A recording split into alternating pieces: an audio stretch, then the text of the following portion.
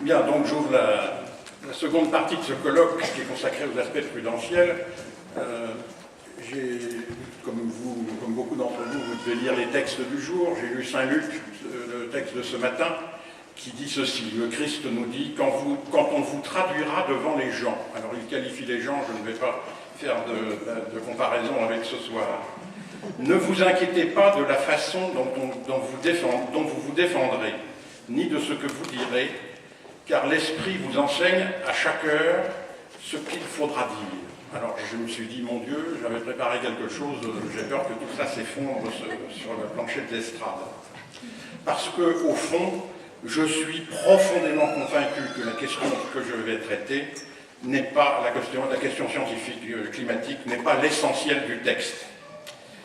Et je suis bien plus touché, je l'étais déjà, mais après ce que j'ai entendu en première partie, je suis encore plus touché par les propos doctrinaux du pape François.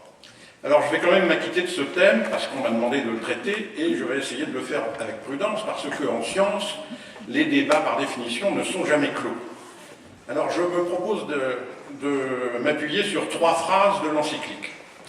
La première phrase, elle est tirée de la première partie décrivant l'état de la maison, et elle fait référence, je cite le texte, à de nombreuses études scientifiques signalant que la plus grande partie du réchauffement global des dernières décennies est due à la grande concentration du gaz à effet de serre. C'est le paragraphe 23. Alors l'Église se réfère, pour cela, l'encyclique, se réfère à un consensus scientifique très solide. C'est ce qui est écrit dans le texte. Et toute la question est donc là. Et je voudrais vous parler... Tout à l'heure, j'étais un peu noyé par certains aspects philosophiques. Vous allez peut-être être un petit peu noyé par des aspects scientifiques, chacun son tour. Je voudrais vous parler de 2 rayonnements bien distincts qui interviennent sur le climat. Il y a d'abord le rayonnement énergétique qui est émis par le Soleil, qui réchauffe la surface de la Terre, et l'atmosphère, grosso modo pour les 2 tiers, est transparente à ce rayonnement solaire.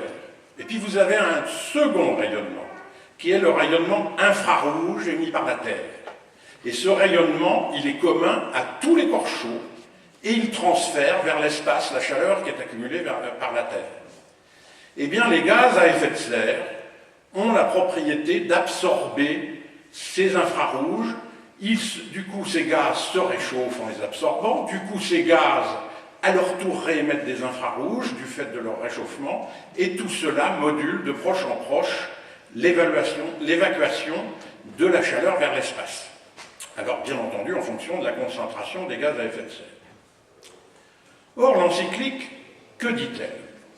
Et elle parle des effets de serre qui, je cite, empêchent la chaleur des rayons solaires réfléchis par la Terre de se perdre dans l'espace. Donc cela n'est pas tout à fait exact, puisqu'il n'y a pas de réflexion des rayons infrarouges. Donc, croyez bien que ce que je dis là, ce n'est pas pour critiquer quoi que ce soit de ce qu'a pu dire le pape, mais de me demander quelle est la source qui a pu influencer une phrase comme celle-là. Ce n'est pas la première fois, Saint Jean-Paul II, dans un discours fondateur de la doctrine écologique, avait parlé, je le cite, de la destruction progressive de la couche d'ozone et de l'effet de serre qu'elle provoque. C'est-à-dire, la couche d'ozone provoquerait l'effet de serre. Donc là aussi, tout le monde sait que ce n'est pas exact, qu'aujourd'hui, jamais personne n'écrirait une chose pareille. Donc, vous comme moi, je suis mais complètement indulgent avec nos souverains pontifes. Ce n'est pas parce qu'ils disent cela, après tout, ils ont bien le droit de se tromper ou de ne pas être, je vais plutôt dire, de ne pas être assez précis, puisqu'ils ne sont pas spécialistes de ces questions. Donc moi, la question que je me pose, c'est qui les conseille, qui inspire ces discours-là? Eh bien, je cherche et je regarde en particulier les travaux de l'Académie pontificale des sciences. Or, son chancelier n'a pas vraiment cherché à ce que ces colloques soient ouverts à une autre sensibilité que celle du GIEC. Alors je vais vous citer les 3 colloques où ces questions ont été traitées. Il y a eu un groupe de travail en 2011 qui était intitulé « Avenir des glaciers de montagne dans l'Anthropocène ».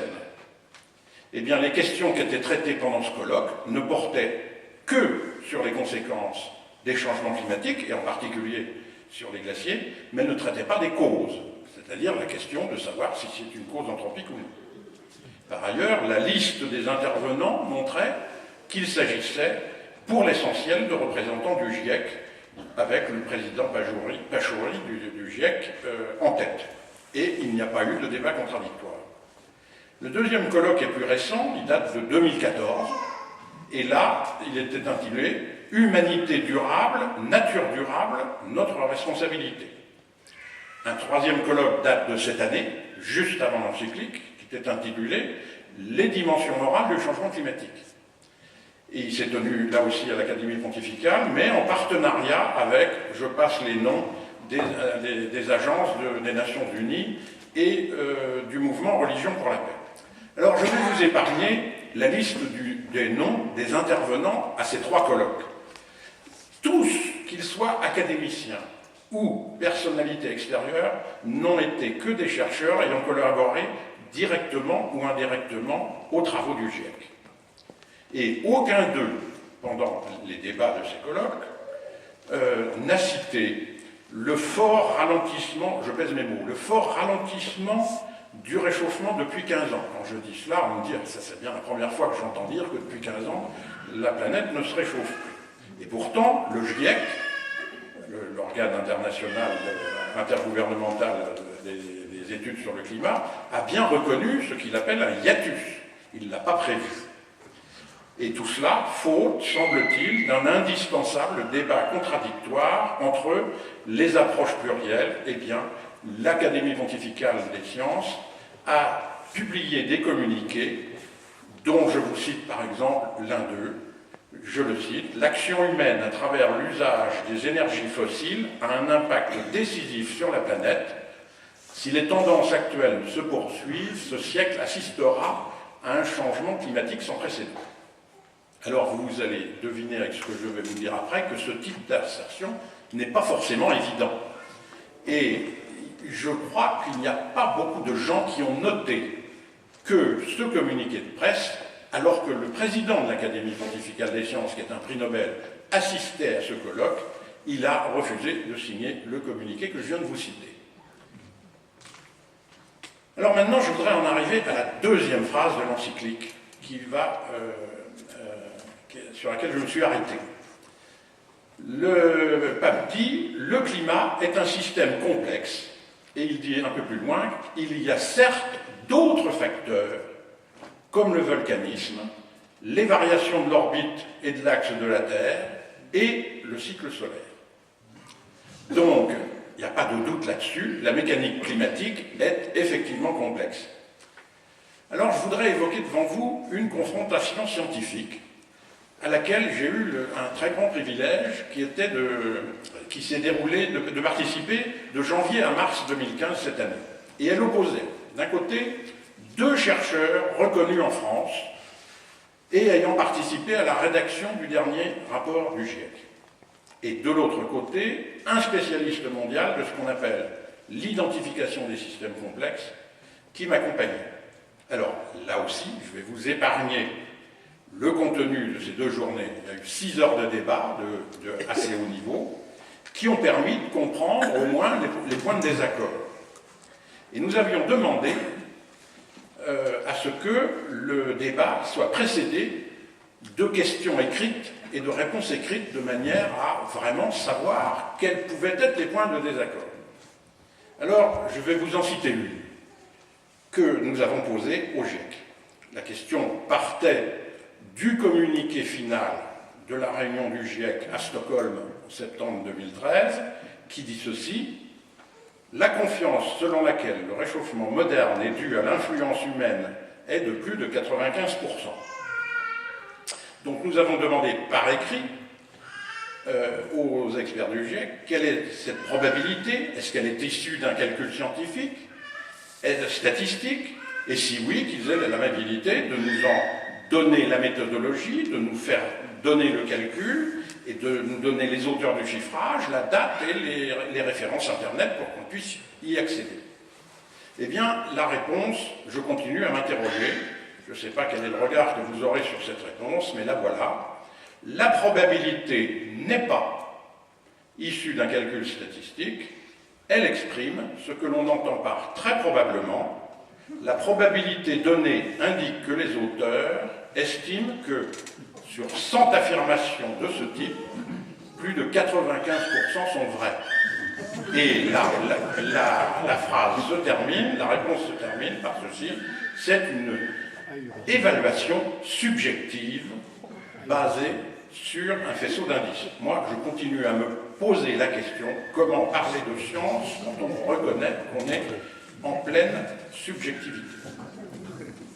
Alors on répondra volontiers que les héliocentristes, vous savez que depuis Galilée, c'est comme cela que l'on qualifie ceux qui voient le Soleil comme étant le moteur central de ce qui affecte notre planète. Alors on dit volontiers que les héliocentristes ne sont qu'une poignée face à plus de 1000 experts. Mais qui sont-ils, ces experts?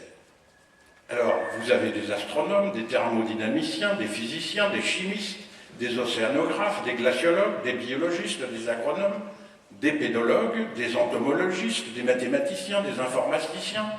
Bref, ça fait jamais qu'une vingtaine pour une cinquantaine de disciplines. Mais je respecte complètement la qualité et l'utilité de leur science. Il ne s'agit pas de cela. Hein? Mais ce qui est intéressant, c'est de voir qu'elles n'ont absolument rien à voir entre elles. Les unes analysent les causes, un astronome ou un thermodynamicien, les autres analysent les conséquences sur l'agronomie, sur les insectes, sur le sol, etc. Les autres utilisent les moyens de traitement de l'information, des mathématiciens, des modélistes, des informaticiens. Quelle est donc, la question se pose, la discipline qui peut apporter une cohérence entre tous ces savoirs respectifs? Eh bien, il en existe une qui a pignon sur rue au niveau mondial. Et cela s'appelle, je l'ai évoqué tout à l'heure, la théorie des systèmes. Et il y a pour le coup des milliers de spécialistes au monde dans cette seule discipline. Ils sont regroupés dans une fédération internationale qui s'appelle l'IFAC. Ils sont structurés autour d'une cinquantaine de pays. Au CNRS en France, il y a des groupes de travail qui utilisent ces disciplines-là. Donc on ne peut pas dire qu'il s'agisse d'une science accessoire ou insignifiante. Alors là aussi, je ne vais pas vous faire un cours de systémique, mais je voudrais simplement vous résumer simplement ce dont il s'agit pour le climat. La systémique, qu'est-ce que c'est? Ça consiste à isoler un système, compliqué par essence, hein, et à voir quelles sont les causes qui peuvent rentrer, indépendantes, qui rentrent dans ce système. Et là, tout le monde est à peu près d'accord, le soleil, le gaz carbonique, l'activité humaine et les volcans. Et puis de regarder ce qui en sort, c'est-à-dire la température. Eh bien, dans le cas du climat, il y a deux approches possibles. Il y a celle qu'on appelle des modèles numériques, qui consistent à l'intérieur de ce système à le diviser en 200 000 petites unités, alors des petits cubes d'atmosphère en haute altitude, en basse altitude, de petits cubes de continents, des petits cubes d'océans, de haute profondeur, basse profondeur, 200 000. Et puis de mettre à l'intérieur de chacune une vingtaine d'équations de thermodynamique, de sciences qui ne sont pas contestables, mais qui, quand on les ajoute les unes aux autres, ça fait quand même plus d'1 million d'équations, et c'est ce que le GIEC appelle une planète virtuelle.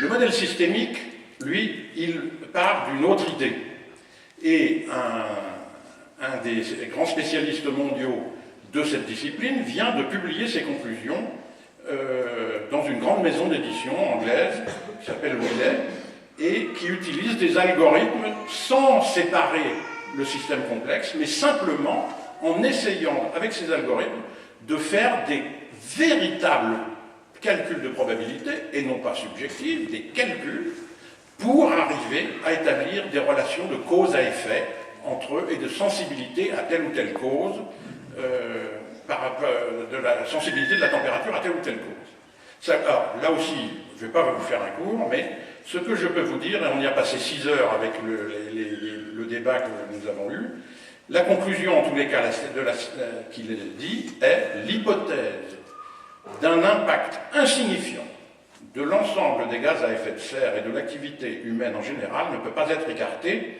et tout indique que l'activité solaire est déterminante. Alors, vous allez me dire, pourquoi est-ce que le GIEC n'utilise pas ces techniques? Bon, lui, il utilise une technique qui y ressemble, mais qui n'applique pas du tout les règles de l'art. Il appelle cette technique la détection-attribution. C'est un mot qui n'est pas très compliqué à comprendre, puisqu'il s'agit de détecter un effet, la température, et de l'attribuer à une cause. Hein. Et cette technique, ils la décrivent dans un guide qui a été mis au point par seulement 7 signataires. Donc on commence à être loin des milliers de spécialistes.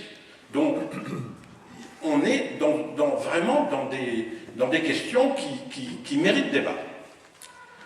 Et tout le GIEC se réfère à ces 7 spécialistes qui n'appliquent pas les règles de la discipline, ce qui fait qu'ils font des erreurs fondamentales. Par exemple, ils retiennent simplement 150 ans de données, alors que le systémicien dont je vous ai parlé tout à l'heure, lui, utilise des reconstructions sur plus de 1000 ans. Hein. Or, quand on est sur 150 ans, on ne parle plus de l'optimum médiéval, ni de la Bérésina. Tout ça, ce sont des faits historiques qui méritent d'être chiffrés, mais il faut essayer de regarder les choses en détail. Et puis la deuxième erreur qui est faite, c'est qu'on confond les causes et les effets. Par exemple, si vous allez, mais là il faut être un peu expert, mais si vous allez dans les rapports du GIEC, vous verrez que le phénomène El Niño est tantôt considéré comme un effet, c'est-à-dire qu'il est la conséquence du réchauffement, tantôt on vous explique, ah ben non, c'est une cause, puisque c'est lui qui explique qui expliquerait que depuis 15 ans, il n'y a plus de réchauffement. Donc, vous voyez que c'est assez compliqué. Et comme disait la Sainte Vierge à Sainte Bernadette, quand il lui a demandé de dire à l'évêque de construire une église, il lui a dit « Je ne te demande pas de le convaincre, je te demande de le lui dire. Moi, je ne cherche à convaincre personne ici, je dis simplement ce que j'ai appris en travaillant. » La troisième phrase de l'encyclique, c'est celle-ci: « Il faut garantir une discussion scientifique et sociale qui soit responsable et large, capable de prendre en compte toute l'information disponible et d'appeler les choses par leur nom. Parfois, on ne met pas à disposition toute l'information qui est sélectionnée selon des intérêts particuliers, qu'ils soient politiques, économiques ou idéologiques, et de ce fait, faute de mettre tout sur la table, il devient difficile d'avoir un jugement équilibré et prudent. Nous sommes dans la phase prudentielle de ce soir, et prudent sur les diverses questions, en prenant en compte tous les paramètres pertinents. Et l'encyclique, donc, appelle bien au dialogue envers les diverses visions. D'ailleurs, elle dit, paragraphe 60, « Cela donnerait lieu à divers apports qui pourraient entrer dans un dialogue en vue de réponses intégrales. » Alors, qu'en est-il de la discussion scientifique, par exemple, au sein de l'Église? Je vous ai parlé tout à l'heure d'une confrontation que j'ai eue avec le GIEC et à laquelle j'ai participé. Il se trouve qu'elle était organisée par un mouvement d'église qui est très connu, dont je vais taire le nom pour ne pas personnaliser les choses, qui était présidé par un évêque. Et cette réunion était préparée par une charte qui avait été établie afin qu'il n'y ait pas de remise en cause ultérieure de la manière de conduire les échanges. La charte prévoyait des tas de choses, la liste exacte des experts, celle des observateurs, la diffusion d'un compte-rendu, des positions des unes et des autres qui devaient être soumis à la relecture de chacun pour les passages qui le concernent et pour qu'il n'y ait pas d'erreur d'interprétation, ni de déformation. Et vraiment, je me réjouissais de cette première expérience d'un véritable dialogue scientifique à l'intérieur de l'Église et qui soit, malgré tout, ouvert à la pluralité des expertises. Et le document publié prévoyait que la charte soit effectivement une contribution au débat sur l'origine des changements climatiques. Eh bien, certes, ce mouvement d'Église n'incarne pas l'Église de France. Je ne veux pas faire de raccourci. Ceci dit, j'ai un petit peu tendance à regretter qu'une telle instance soit intervenue elle intervient assez souvent dans les réunions pastorales et elle n'a pas pu s'empêcher de prendre parti et de vouloir s'ériger en sage de la science. Et c'est comme ça j'ai vu arriver dans la commission d'animation que 75% de l'espace du compte-rendu était réservé au GIEC, que certains arguments étaient complètement écartés, par exemple les probabilités subjectives, et que le compte-rendu donnait tout d'un coup la parole à un expert scientifique dit indépendant, alors qu'il n'était pas prévu dans la liste de départ, avec une indépendance toute relative, puisque cette personne est citée très souvent par le GIEC. Alors, pour l'instant, le résultat, c'est que l'engagement pris d'une publication n'est pas poursuivi. J'essaye de voir comment on pourrait faire pour sortir de cette impasse, mais la question que je me pose, c'est en quoi peut-on être gêné de publier dans l'Église un document qui donne la parole à des thèses diverses, et y compris à des thèses héliocentristes. Alors l'exemple que je donne n'est pas le seul, hein. Il y a eu des assises chrétiennes qui quand on essaye de faire intervenir des interventions d'expertise plurielle, c'est toujours assez difficile. Alors croyez bien, hein, je vous en supplie, qu'en tenant ce propos, vous ne vous imaginiez pas que je fasse une critique à l'endroit de l'Église. Hein. J'aime ma mère, l'Église. Et sans elle, j'ose le dire, qui serais-je? Rien, pour ne pas dire, ou pas grand-chose.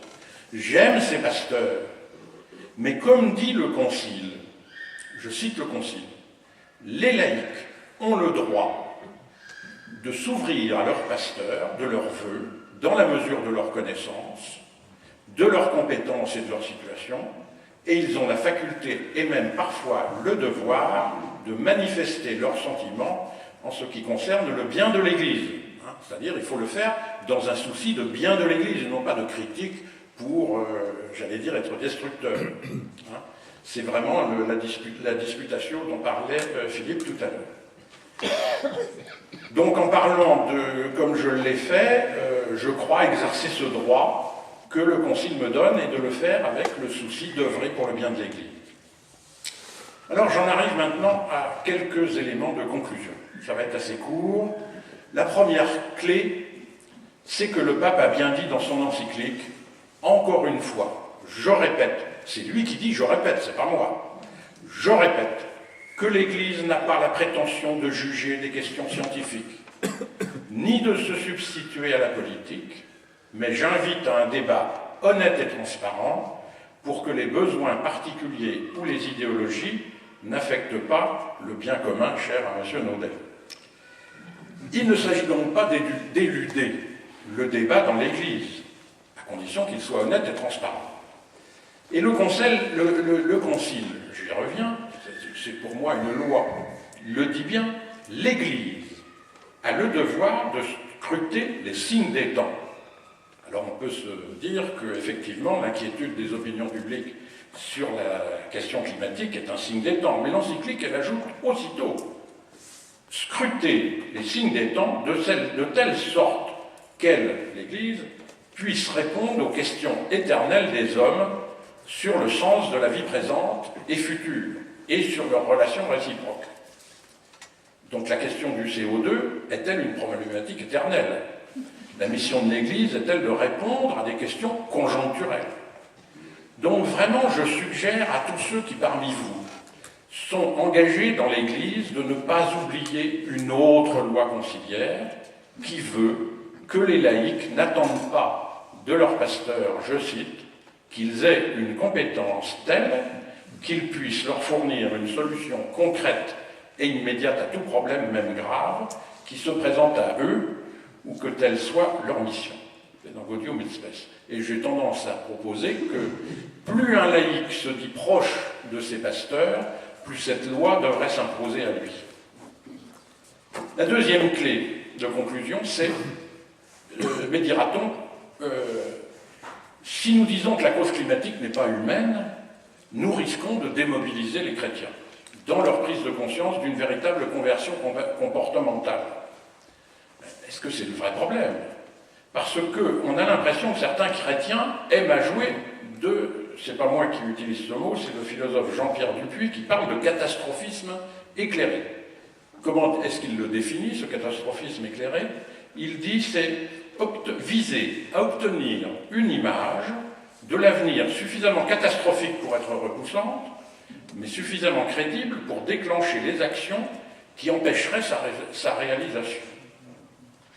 Alors certains écologistes, pour être écoutés, ont une lecture partielle de l'encyclique.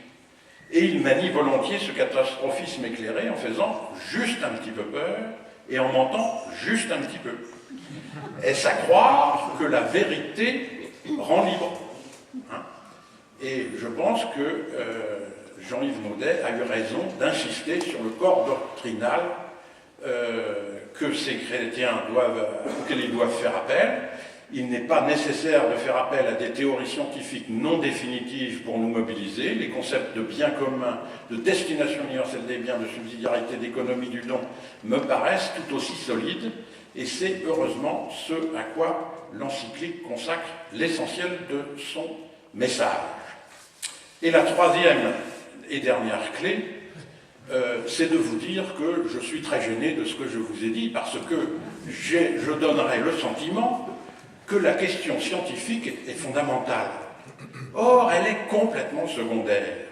Parce que si elle était fondamentale, ce serait faire croire à la primauté du faire.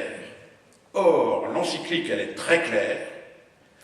Je cite le paragraphe 200 de l'encyclique. Toute solution technique que les sciences prétendent apporter sera incapable de résoudre les graves problèmes du monde si l'humanité perd le cap.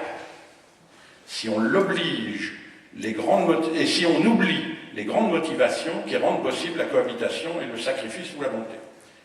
Et en cela, le pape François reprend un thème déjà évoqué par Benoît XVI qui disait dans l'encyclique Spe Salvi, aucune structuration positive. Bon, le mot positif, on peut en raccourcir le résumer en disant que c'est une structuration scientifique du monde, ne peut réussir là où les armes restent à l'état sauvage. Donc c'est bien ce qui compte dans l'encyclique, c'est bel et bien le salut de nos armes. Et je voudrais vraiment que vous ne reteniez pas que le sujet que j'ai traité en se disant que c'est réducteur. Je suis tout à fait capable et j'entends le message de l'encyclique. Je comprends qu'il y a, je suis agronome, une écologie de la nature, mais respecter la nature, c'est respecter la nature de l'homme. Et là, on arrive à l'écologie de l'homme, avec la famille, comme on l'a dit beaucoup tout à l'heure, qui est le premier écosystème dans lequel l'homme naît, croît, se nourrit, se multiplie. Et puis vous avez ce que moi j'aime bien appeler l'écologie divine, parce qu'elle passe par le respect d'une autre forme de nature de l'homme, qui est sa nature déifiable, hein, au sens de saint Irénée qui dit que Dieu s'est fait homme pour que l'homme devienne Dieu. Alors en attendant d'être déifié, eh bien l'Église est mon écosystème spirituel. Hein. Le baptême, nous naissons dedans. La parole que l'Église nous enseigne, nous y grandissons. L'encyclique y participe. Les sacrements qu'elle dispense nous donnent accès à la maturité spirituelle. Avec la catéchèse, nous transmettons cette vie spirituelle. Et dans la mort, nous nous éveillons à l'Église éternelle. Donc véritablement, l'Église, dans toutes ses dimensions, est un écosystème indispensable. Je vous remercie.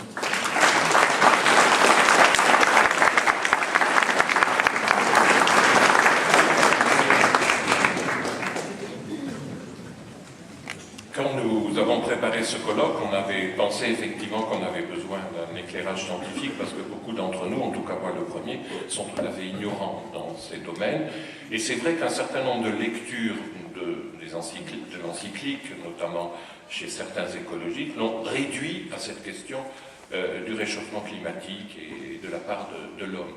Et c'est la raison pour laquelle ce qui vient d'être dit doit être éclairé par tout ce qui a précédé avant.